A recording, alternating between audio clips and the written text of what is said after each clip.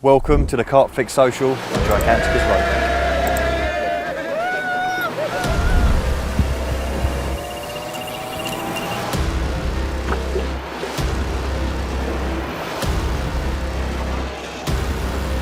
The wedge, 54.5 pounds. Fish number 80 and the record broken. We done it, the boys. Oh man, that's so sick. Yeah, legend. Cheers, boys. Oh. If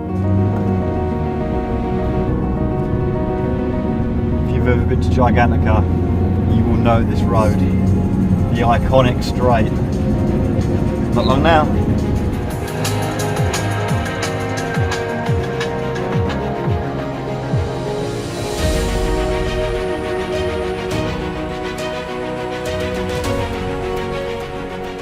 Beer's out already. CarpFix Social, baby. Let's go and get beer out.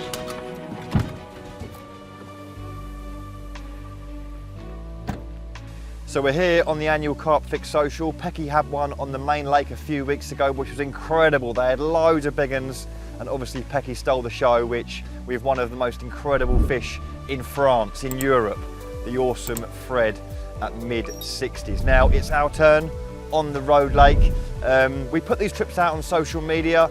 Anyone wants to come and grab a spot at the prime time of the year, you are more than welcome to, and join me for a week on this awesome venue. It's you never know who's going to turn up. I was quite lucky on this one that I knew quite a few of the lads. Some of the lads I've coached in the past at Norton Disney, a couple of my mates from the matches, they jumped on them straight away. There's a few lads that I've never met. They've even travelled from Europe as well themselves. So yeah, you never know you're going to get on these trips. And so far it has been a lot of banter, a lot of laughs, and there's a lot of good fish coming out. Especially yes, that's right, yes. Yeah, but no, last week, 2 anglers, one started in there, moved out. I moved in there on his last night, he was blanking all week.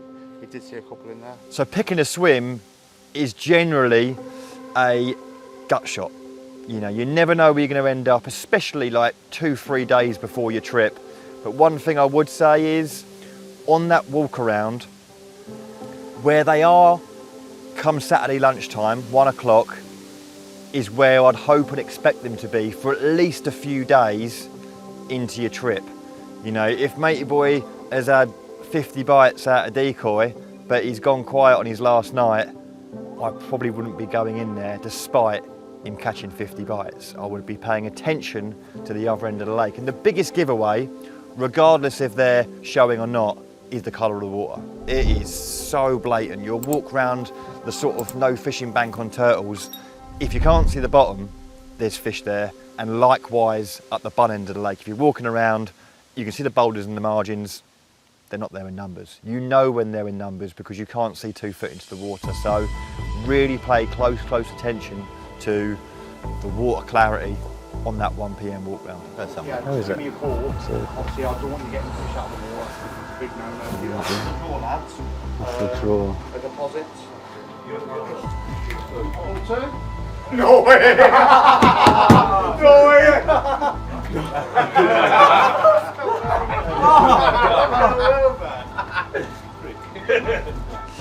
Now the big question, why did I pick Tea Party 2? Now on the way out here, I couldn't have told you where I was going to go. It was a toss-up, to be fair, between, I'd say, 5 swims.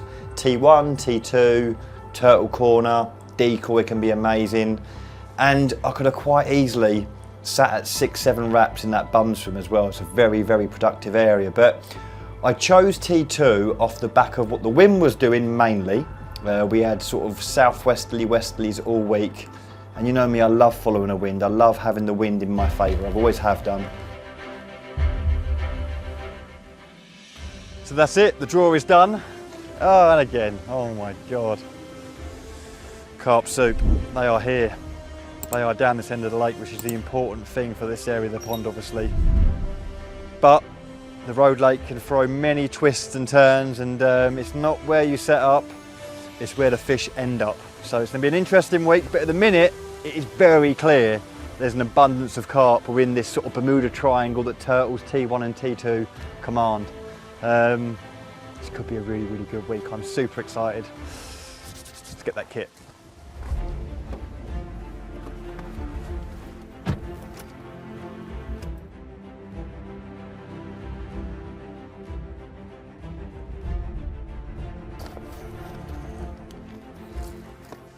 Well, first things first, establish an area. Now, I've had a good chat to the bailiff, which I highly recommend you all do. Listen and take in as much information on that bailiff walk and talk as possible, because these guys know. You know, they live and breathe it out here. They see day in, day out from other anglers, and they fish themselves. They're very good anglers. And yeah, he mentioned that the lad in here done really well last week.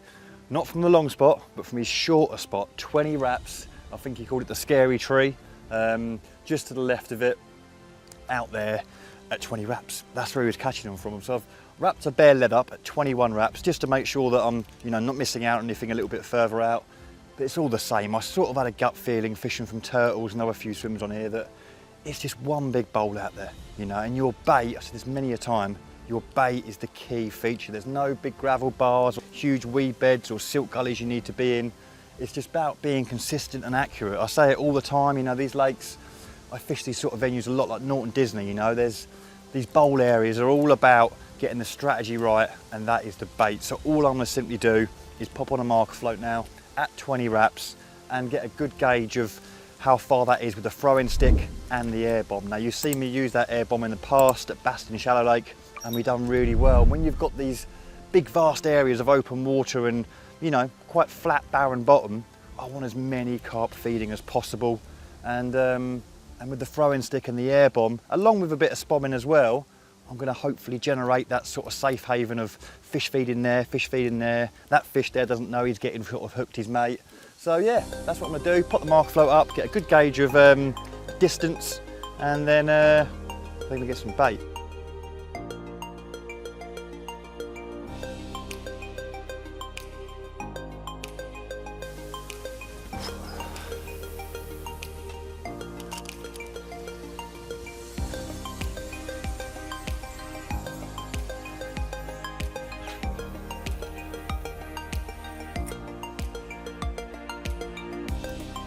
Then,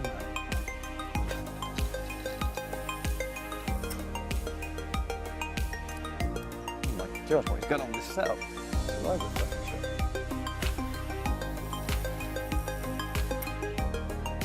Mate. If I had a bait boat, that couldn't have gone any better. We are out there, and the rods have gone out incredible. Like, I couldn't be happier. Bang on drops, bang on the line that I want them, and all over that spreader bait as well. And I've gone out with just simple bottom bait rigs, little combis with a link hard hook bait. And I'm gonna play that game for a little while. I really wanna fish over a boilie only approach, and we're on the carp. That's the most important thing. You know, if I wasn't in such a good position here and I wasn't on the fish as much, I'd probably go down the more particle route, because it definitely draws more fish in. But because we're on them, a spreader boilie, 3 very, very simple rigs over the top. And yeah, let's see what jumps on the end. I'm very, very excited to see how this pans out. And like I say, if I can catch them over boilie, I'm going to be a very, very happy chappy, because I'm sure by the end of the week, that will slip up a few big ones.